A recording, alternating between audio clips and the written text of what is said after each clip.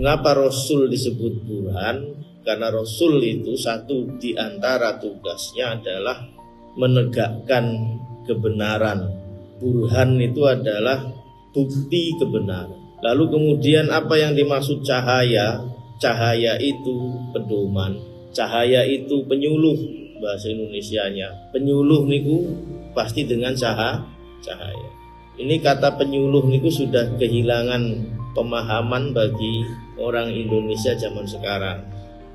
Dikiranya penyuluh itu nama jabatan. Boten. Nyului niku zaman niku dari bahasa Jawa niku nyului. Niku mesti nganggo sinar. Sinarnya bisa diambil dari mana saja. Saderenge wonten tahun 90-an sinare ngangge baterai nggih. Napa jenenge? Senter lampu sorot. Saderenge lampu sorot napa? Obor, oncor, pakai bambu, pakai sumbu, pakai minyak. Saderenge wonten oncor atau apa saja yang bisa dibakar, karena yang paling penting ada sinar itu gunanya untuk nyului. Makanya disebut penyuluh. Tapi orang Indonesia zaman sekarang tidak tahu. Dikiranya penyuluh itu nama tugas, nama jabatan. Apa jabatannya? Penyuluh. Pertanian itu penyuluh. Lah, penyuluh itu pasti sinar. Apa gunanya sinar untuk menyuluh? Supaya kita bisa melihat jalan.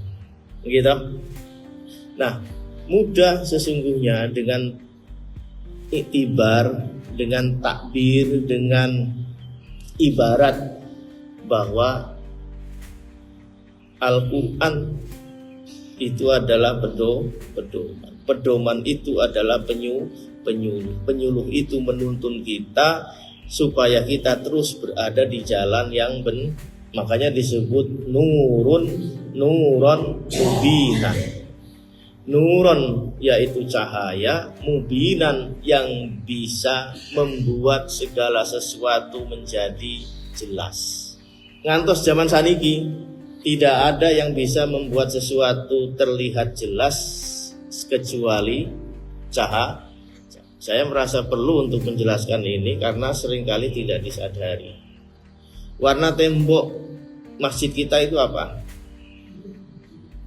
Putih. Mengapa bisa putih? Bukan karena kita punya mata, tapi karena ada cahaya. Jajal nek bengi-bengi lampu mati. Gitu? Apakah warna tembok masih terlihat putih? Tidak. Warnanya temboknya sendiri mungkin putih, tapi kita tidak melihat bahwa warna itu putih ketika tidak ada. Jadi cahaya itu penting. Mengapa sesuatu kelihatan? Karena ada cahaya, bukan karena ada yang melihat.